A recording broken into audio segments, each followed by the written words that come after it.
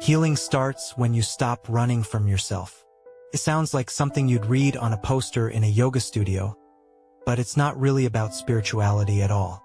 It's practical, it's raw, and for most of us, it's the hardest thing we'll ever be asked to do. Because let me ask you something honest. When was the last time you ran from yourself? When was the last time you opened a text message and suddenly remembered you had laundry to fold, or an email to answer, or a podcast that sounded important enough to drown out whatever feeling just tried to surface in your chest? We live in an era where distraction has become our default posture. Scrolling, listening, watching, doing, planning.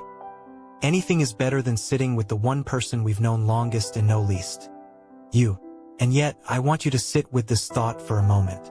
The thing about running from yourself is that it works until it doesn't. You can outrun a memory for years.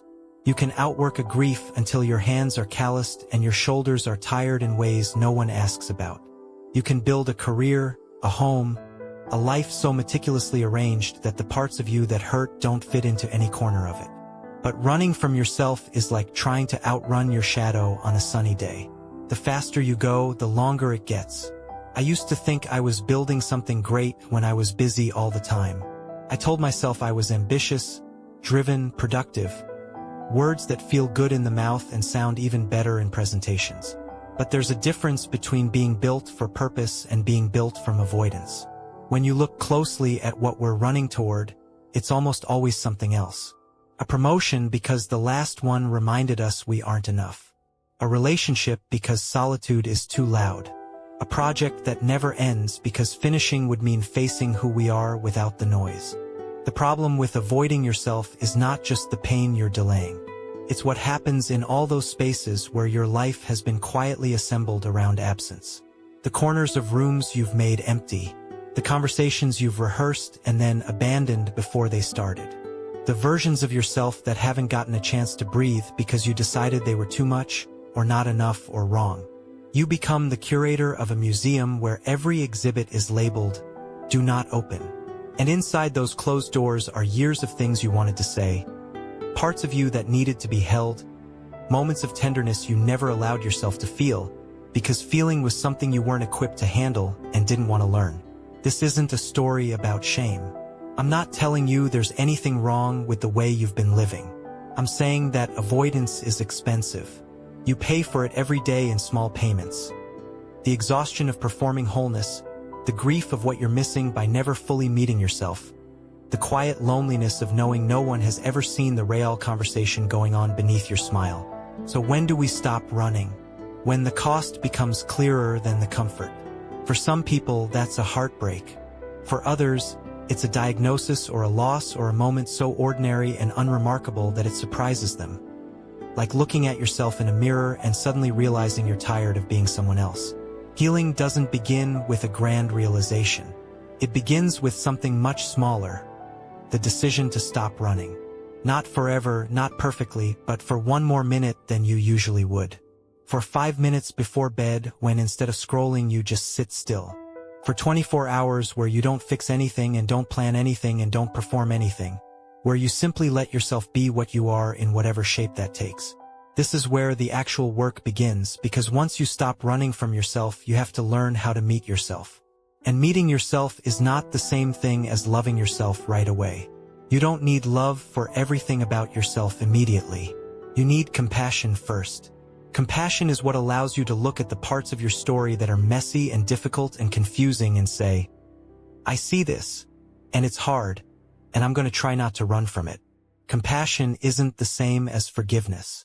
It doesn't require you to resolve anything or make peace with what happened. It just requires you to stop making yourself into an enemy every time something about your life gets uncomfortable. When you feel shame rising in your chest, compassion is the gentle hand on your shoulder that says, this is part of your story, and it's okay that it hurts. We have so much more practice being harsh with ourselves than we do being gentle. We've built entire identities around criticism because for a long time we were told that criticism was how you got better. But getting better isn't the same as destroying yourself to get there. The story of your life doesn't need to be edited until it's palatable.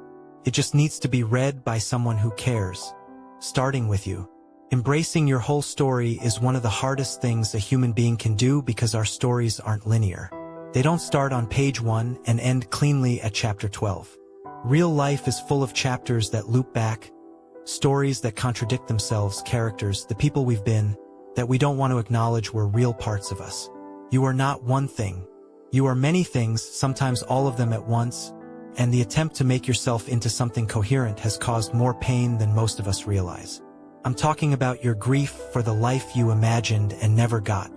I'm talking about your anger at people who left or stayed in ways that hurt. I'm talking about your pride when things went well and your shame when they didn't, because both are part of how you've been living. Your whole story is not just what's easy to say out loud at dinner parties. It's also the nights you cried into a pillow and told yourself it would be fine in the morning. It's the relationships you thought were permanent that ended quietly. It's the dreams you buried because they felt too big or too small or too impractical to admit existed. This is what compassion looks like when you're actually applying it. Not erasing those parts of your story, but letting them breathe alongside the rest of you. Not pretending they didn't happen. Not trying to make them into something noble just so you can feel better about yourself. Just holding space for all of it without turning away. There's a reason this is hard. Because when we stop running from ourselves and start looking at what we've been avoiding, some of the things we see are genuinely painful. We look back at our lives and realize that sometimes we hurt people, including ourselves. Sometimes we were wrong about things we felt sure about. Sometimes we let fear make decisions for us. This is not pleasant work, but it's honest work. And honesty, real, unedited honesty, is where healing actually begins. I think a lot of people wait for permission to heal. They wait until they feel ready or worthy or clean enough, as if healing has prerequisites you need to qualify for first. But the truth is simpler and more radical than that. Healing starts when you stop running from yourself. That's it. There's no test to pass. No amount of self-improvement required before you're allowed to begin. The moment you decide, even just for today, that you're not going to run anymore, that's the start. And here's what I want you to know. Healing isn't a destination. It's not something you reach and then stay. Healing is practice. It's the daily decision to meet yourself with more kindness than you usually do. It's showing up for your own life even when it feels uncomfortable. It's allowing yourself to feel whatever comes without immediately trying to fix or escape it. The people who seem most healed are often just the ones who got really good at staying in the room. Not perfectly, not always gracefully, just stubbornly persistent about remaining present with themselves. They kept showing up for their own grief long enough that eventually it became less heavy. They stayed with their own confusion until it started making sense to them on its own terms. They didn't run from themselves when things got hard. They ran toward a version of themselves where things might be possible instead. I want you to think about something important. You don't have to like every part of your story in order to embrace it. You can hold grief without understanding why you feel it. You can sit with anger that hasn't been fully processed. You can acknowledge fear without letting it make decisions for you going forward. Embracing your whole story doesn't mean approving of everything that happened. It means refusing to run from the truth of what did happen, and choosing to meet yourself where you are right now. I'm saying this because I think so many people believe they need to be fixed before they're allowed to heal. As if their brokenness is a disqualification from receiving compassion, including self-compassion. But you don't have to fix anything in order to start. You just have to stop running. The fixing will come as a natural consequence of the healing. Not because you've earned it, but because staying present with yourself changes how your nervous system works over time. I want you to consider this. What would happen if today was the day you stopped running? Not forever, just for now. What would feel different in your body if you let yourself stop fleeing from the one person who has always been there, even when you've made them uncomfortable? You know that voice inside your head, the one that critiques and worries and plans and fears. It's not trying to hurt you. It's trying to protect you, even when it sounds like an enemy, especially when it sounds like an enemy. What would happen if you gave yourself permission to be exactly what you are right now, without having to be anything more? Not better, not fixed, not healed, just present. Just honest about where you are in your own life. This is radical for people who have spent years trying to perform wholeness instead of actually experiencing it. I think the reason this topic matters so deeply is because I've watched too many people live their whole lives running from themselves. Not dramatic, cinematic versions, quiet ones. The version where someone spends 40 years becoming very good at being what other people need and never gets a chance to discover who they are when no one's watching.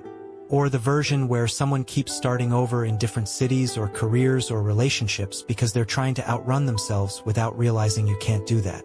You don't have to spend another day running from yourself. You just need to decide today, right now, that this is the moment. Not a perfect moment, not an ideal one, but yours. The first one where you actually try staying with yourself instead of fleeing from yourself. That's all healing requires. One more minute than usual. Then another. Then another. I want you to know that your story doesn't have to be beautiful in order to be meaningful.